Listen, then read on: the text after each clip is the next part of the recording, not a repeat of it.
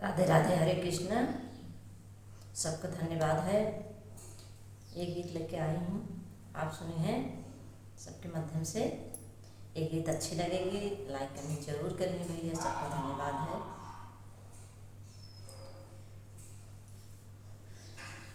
बिना गुण का मेहरिया भैया हम का मिले, भैया हम का मिले। बिना गुण का मेहरिया भैया हम का मिली, भैया हम का मिली हो, भैया हम का मिली।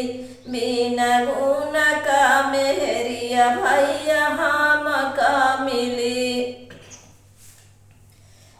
हमारे घरा में गेहूँ चाउर, हमारे घरा में भैया गेहूँ चाउर। हमारे घरा में भैया गेहूँ चाउर, गेहूँ चाउर भैया गेहूँ चाउर। और सरसों के दानवा भुजावई चली, बिना गुण का मेहरिया भैया हम का मिली। और सरसों के दानवा भुजावई चली, बिना गुण का मेहरिया भैया हम का मिली।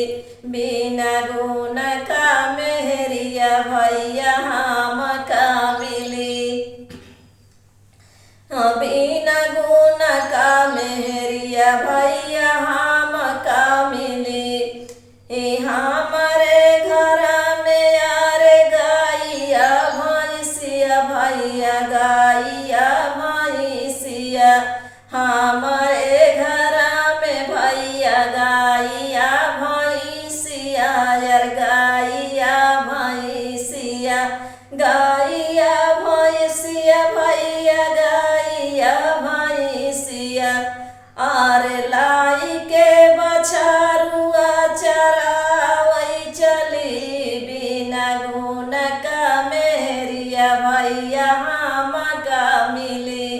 और लाई के बछरुआ चरावई चली, बिना गुण का मेहरिया भैया हम का मिली। बिना गुण का मेहरिया भैया हम का मिली। बिना गुण का मेहरिया भैया हम का मिली। हमारे घर में यार बिटिया यौ बेटवा, हमारे घर में भैया बिटिया यौ बेटवा।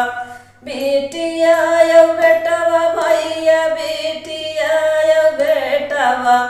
आन कई लड़िकवा खेलावन चली, बिना गुण का मेहरिया भैया हम का मिली।